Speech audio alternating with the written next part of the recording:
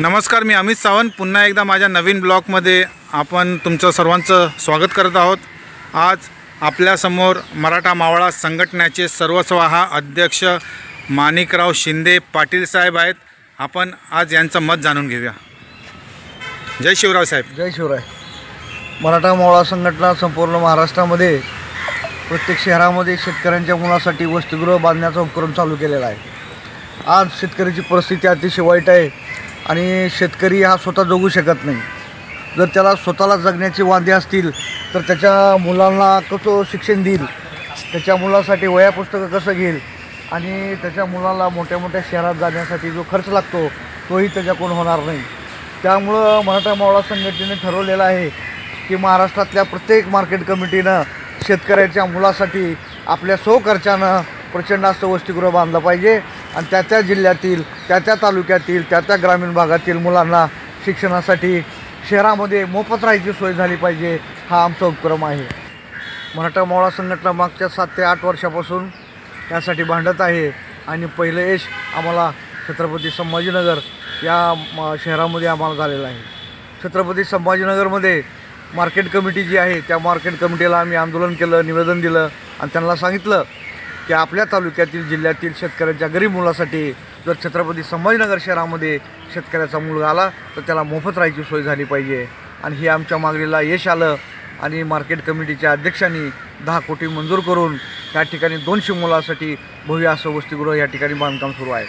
मला खात्री आहे की त्या 6 महिन्यामध्ये छत्रपती संभाजीनगरमध्ये भव्य असं वसतिगृह पूर्ण होणार असून येत्या जूनपासून सर्वसामान्य शेतकऱ्यांच्या मुलांना मोफत राहायची सोय छत्रपती संभाजीनगर या शहरामध्ये होणार आहे। त्याचबरोबर आपल्या जवळच्या जालना जिल्ह्यामध्ये 50 मुलांची व्यवस्था तिथल्या मार्केट कमिटीने केली आहे। त्याचबरोबर इतर ठिकाणी म्हणजे लातूर असेल, नांदेड असेल, हिंगोली असेल, परभणी असेल, बीड असेल ह्या ठिकाणी आम्ही निवेदन दिलेलं आहे आणि लवकरच त्या ठिकाणी सर्व वसतिगृहाचं काम सुरू होणार आहे। त्याचबरोबर मला सांगायला आनंद होतो की मराठवाड्याच्या बाहेर अहिल्यानगर असेल, त्याचबरोबर नाशिक असेल, नवी मुंबई असेल ह्या ठिकाणी आम्ही निवेदन दिलेलं आहे आणि तिथले जे अध्यक्ष आहेत त्यांनी आम्हाला पॉझिटिव्ह होकार दिलेला आहे। ते सध्याला ह्या बाबतीत अतिशय उत्सुक आहेत आणि त्यांनाही वाटतं की सर्वसामान्य शेतकऱ्याच्या मुलांना शिक्षणासाठी प्रत्येक शहरामध्ये राहायची सोय झाली पाहिजे। आपल्या ह्या मुंबई महानगरामध्ये जर एखाद्याला वाटलं आपल्या शहरामध्ये इथं मुंबईमध्ये येऊन शिक्षण घ्यायचं असेल तर प्रत्येक जातीचे आणि धर्माचे या ठिकाणी मोठे मोठे हॉस्टेल आहेत। त्या जाती धर्माचे मुलं इथं फुकट त्या वसतिगृहामध्ये राहतात, परंतु मराठा समाजासाठी कुठलंही या ठिकाणी वसतिगृह नाही। त्यामुळं आम्ही ठरवलेलं आहे की नवी मुंबई ही जी काही मार्केट कमिटी आहे ही महाराष्ट्रातील सगळ्यात श्रीमंत आपली मार्केट कमिटी आहे। करोडोचा माल या ठिकाणी येतो आणि फार मोठी मार्केट कमिटी असल्यामुळं त्या मार्केट कमिटीलाही मराठा मावळा संघटनेतर्फे निवेदन दिलेलं आहे। तुम्ही येथे पाहिलं की साहेबांनी सांगितलं आहे की शेतकऱ्यांच्या मुलांचा पुढच्या पिढीचा प्रश्न आहे की त्यांना गावातून जर आले शहरामध्ये तर त्यांना राहण्याची सोय यासाठी वसतिगृह एक मांग यांनी इकडे घेतलेली आहे आणि त्याच अनुषंगाने आज येथे शिंदे साहेबांना भेटायला आले आहेत। आपण पुढचं त्यांचं प्रतिक्रिया घेऊया। मराठा मावळा संघटना वसतिगृह तर बांधणारच आहे। जवळजवळ ह्या महाराष्ट्रामध्ये जे 35-36 जिल्ह्यामध्ये वसतिगृह बांधण्याचा मराठा मावळा संघटनेचा संकल्प आहे। मराठा मावळा संघटना वसतिगृह बांधण्यापुरतं थांबणार नसून आणखी एक दुसरा जिव्हाळ्याचा मुद्दा घेऊन या महाराष्ट्रामध्ये मराठा मावळा संघटना काम करत आहे।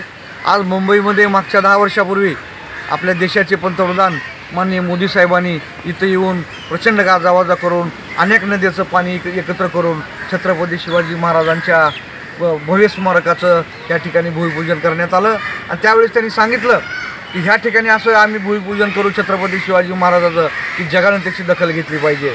म्हणजे अमेरिकेमध्ये असलेल्या स्टॅच्यू ऑफ लिबर्टी किंवा सरदार वल्लभभाई पटेल यांच्यापेक्षा उंचीचं असं भव्य स्मारक आम्ही मुंबईमध्ये अरबी समुद्रामध्ये करू असं त्यांनी आश्वासन दिलं आणि भूमिपूजन केलं। परंतु मित्रांनो, तुम्हाला असं वाटतं की पंतप्रधान श्री नरेंद्र मोदीजी आले, समुद्रामध्ये फुलं टाकली आणि मराठा समाजाला फूल बनवलं असं म्हणणं आहे तुमचं? बिलकुल। मोदी साहेबांनी खरं तर छत्रपती शिवाजी महाराजाचं भव्य स्मारकाचं भूमिपूजन करून सर्व मराठ्याला आनंदित केलं, परंतु त्यांच्या कृतीनं 10 वर्षापासून एक वीटबी तिथं रचलेली नसल्यामुळं सर्व मराठा समाजाला त्यांनी मूर्खात काढलेला आहे। हा मराठा समाजाचा महाराष्ट्राचा फार मोठा अपमान झालेला आहे। तो कधी न भरून निघणार आहे. त्यामुळं माझं सरकारला विनंती आहे, माननीय देवेंद्र फडणवीस साहेबाला, उपमुख्यमंत्री एकनाथ शिंदे साहेबाला, दुसरे उपमुख्यमंत्री अजितदादा यांना, की तुमची खुर्ची जर तुम्हाला टिकवायची असेल तर अरबी समुद्रामध्ये भव्य छत्रपती शिवाजी महाराजांचा पुतळा तुम्हाला बांधावाच लागेल. त्याशिवाय आम्ही शांत बसणार नाही. आपल्याला माणिकराव साहेबांना एक प्रश्न विचारायचा आहे. साहेब, मुंबई शहर हे मराठींचं आहे. इकडे जो कामगार वर्ग आहे तो मराठी आहे. त्याच्यासाठी आपली संघटना काय करते? खरं तर मुंबईमध्ये मराठा किंवा मराठी माणसाचा टक्का दिवसेंदिवस कमी होत चाललेला आहे. हे सर्वांसाठी चिंतेची बाब आहे आणि ही चिंता आम्हालाही मराठा मोळा संघटनेलाही चिंता आहे. त्यासाठी मराठा मोळा संघटनेने ठरवलेलं आहे की मला वाटतं की 10 ते 15 वर्षापूर्वी आपल्या महाराष्ट्र विधानसभेनं एक ठराव पास केला होता आणि त्या ठरावामध्ये असं सांगितलं होतं की महाराष्ट्रामध्ये ज्याही नोकऱ्या म्हणजे निर्मिती होईल आणि कंपनी देतील त्यांना जी काही लागणारा मनुष्यबळ जो आहे तो जो पुरवठा केला जाणार आहे तो 80% जागा ह्या नोकऱ्या या मराठी माणसाला राखीव ठेवल्या जातील. परंतु आजची जर परिस्थिती या महाराष्ट्राची बघितली किंवा मुंबईची बघितली तर कुठल्याही कंपनीमध्ये हा रूल पाळला जात नाही. खरं तर या महाराष्ट्रामध्ये 80% नोकऱ्या मराठी माणसाला मिळाल्या पाहिजे हे सरकारनं कायदा केलेला आहे. पण तर सरकारच त्यांचा कायदा पायदळी तुडवत आहे आणि मराठी माणसाला नोकऱ्यापासून वंचित ठेवत आहेत.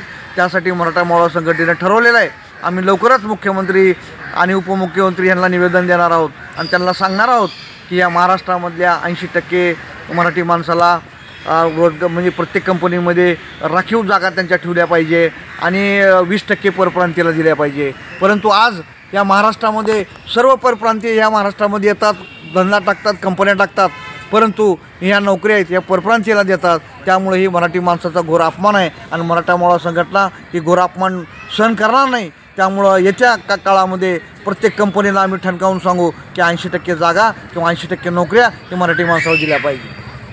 आज आपण येथे वाळकेश्वर येथे आलेले आहोत आणि वाळकेश्वर येथे आपल्याबरोबर मराठा मावळा संघटनाचे श्री माणिकराव शिंदेसाहेब संस्थापक तसेच त्यांचे काही कार्यकर्तेही आलेले आहेत. आज आपण यांना त्यांच्या या प्रवासाबद्दल विचारणार आहोत. तुम्ही इथे बघू शकता माणिकराव शिंदेसाहेब.